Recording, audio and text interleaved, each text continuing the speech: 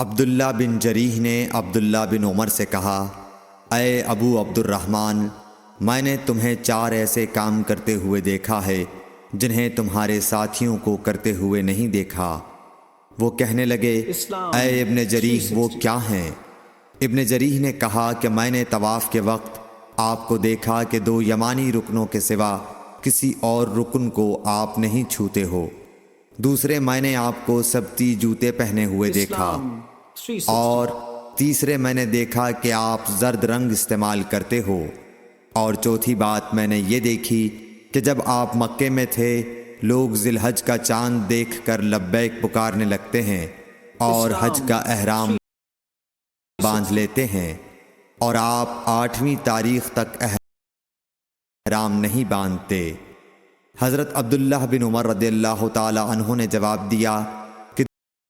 دوسرے ارکان کو تو میں یوں نہیں چھوتا کہ میں نے رسول اللہ صلی اللہ علیہ وسلم کو یمانی رکنوں کے علاوہ کسی اور رکن کو چھوتے ہوئے نہیں دیکھا، اور رہے سبتی جوتے تو میں نے رسول اللہ صلی اللہ علیہ وسلم کو ایسے جوتے پہنے ہوئے دیکھا کہ جن کے چمڑے پر بال نہیں تھے، اور آپ انہی کو پہنے وضو فرمایا کرتے تھے، تو میں بھی انہی کو پہننا پسند کرتا ہوں۔ اور زرد رنگ کی یہ بات ہے کہ میں نے رسول اللہ صلی اللہ علیہ وسلم کو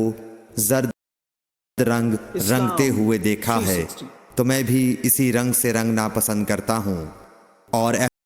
احرام باندھنے کا معاملہ یہ ہے کہ میں نے رسول اللہ صلی اللہ علیہ وسلم کو اس وقت تک احرام باندھتے ہوئے نہیں دیکھا جب تک آپ کی اونٹنی آپ کو لے کر نہ چل پڑتی۔ صحیح بخاری حدیث نمبر 166۔